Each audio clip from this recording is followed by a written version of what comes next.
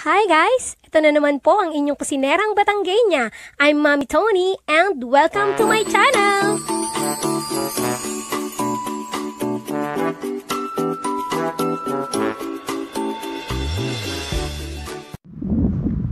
Sa araw na ito, ang ating lulutuin ay isang masustansya, murang-mura at masarap. Kaya ngayon, ang gagawin po natin ay pero bago ko ituro sa inyo ang mga sangkap na kakailanganin para sa dish na yan, ibibigay ko muna sa inyo ang pinakamahalagang sangkap na magpapasarap ng ating buhay. At ito ay nakasulat sa aklat ng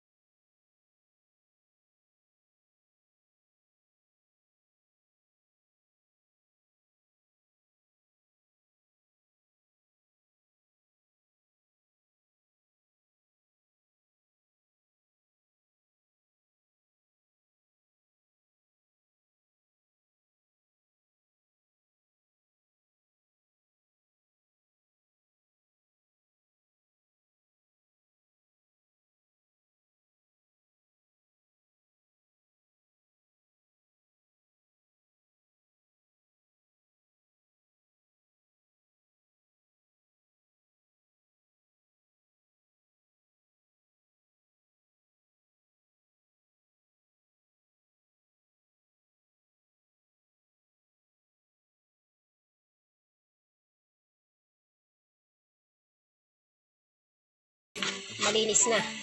Pagkatapos nating balatan ang kalabasa, hiwain natin ng medyo maninipis. Maninipis yung hiwa para pag in-steam natin, madali siyang maluluto. Madaling lalambot. Siyempre, pagka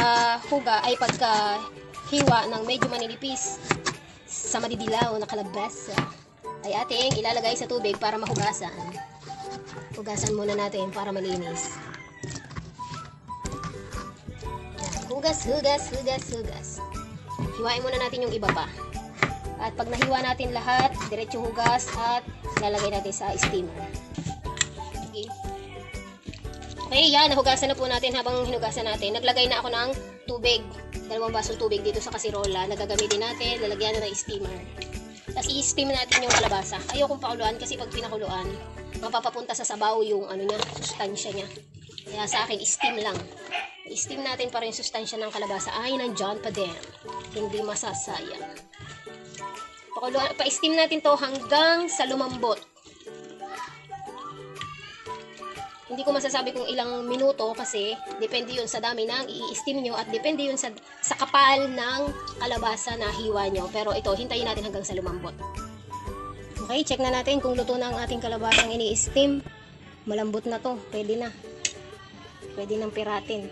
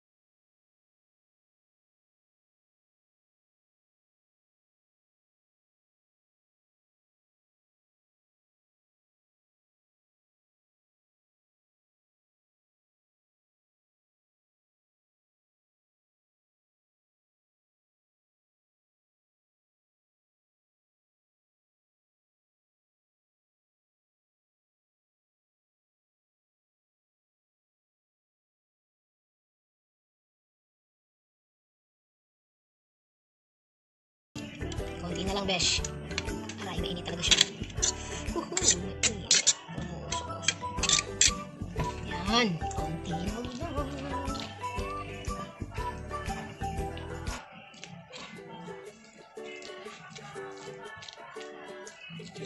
Yan, malapit na tayo sa katotohanan. Pag nadurog na at kita natin na wala nang masyadong buo-buo, pwede na nating ilagay ang ating condensed milk. Ang ginamit ko po ay ito, Durin 390 grams. Ito na din yung magsisilbing asukal natin. Hindi tayo maglalagay ng asukal. Ito na yung magpapatamis sa kanya. Durin brand po ang ginamit ko. Bekenemen, Durin. Gusto niyo mag-sponsor dyan. Pero pwede po kayong gumamit ng ibang brand. Kung gusto niyo mas social, hindi naman, bumili kayo ng mas mahal. Pero sa akin, okay na to. Mas sharp na din ito. Kailangan lang kasi kapag nagluluto ka, samahan mo ng pagmamahal. Para kunwari mahal ang iyong ginamit. Pero sa totoo lang ay affordable naman siya. At masarap din naman. At haluin hanggang sa magsama na silang dalawa at sila'y naging parang isa. Joke. Haluin ang haluin hanggang sa madurog ng durog na durog. Ang kalabasa at ang gatas ay mag-combine silang dalawa. Tulad ng sinabi ko kanina, kung gusto nyo pinong-pino, kung ibebenta nyo, dapat maganda ang quality, kaya dapat pinong-pino, ay gumamit kayo ng blender. Pero ito naman ay kakainin lang namin. Kaya kahit wala ng blending, ang blender. Kakainin din naman, mabiblending niya sa tiyan. Pero pag pambenta, dapat maganda ha, kaya i-blender nyo. Kung may blender kayo. Okay, medyo pinong-pino na siya at halong-halo na yung gatas niya. Kaunting halo pa para sa magandang kalalabasan. Yan, okay na. Wala nang sabaw. Ito yung hinahanap natin ng itsura niya. Alisin natin itong balat na natira. Pwede na to.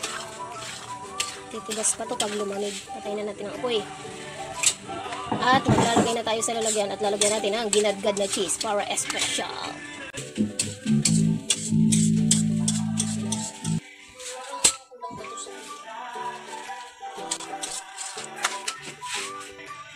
Ito yung gagamitin nating lalagyanan.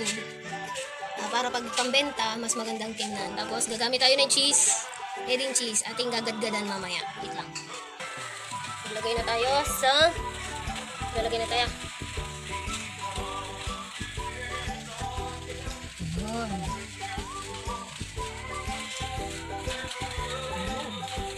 Bango. Shrimp.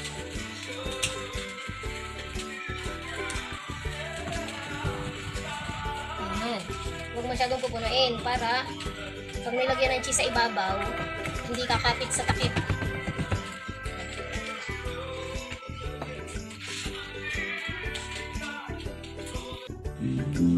Kaya pag nagilagay na sa tab, lagyan natin ng cheese para masarap. Para espesyal ang pagkain may cheese. Ay, espesyal sa aking paningin. Damihan natin ang cheese.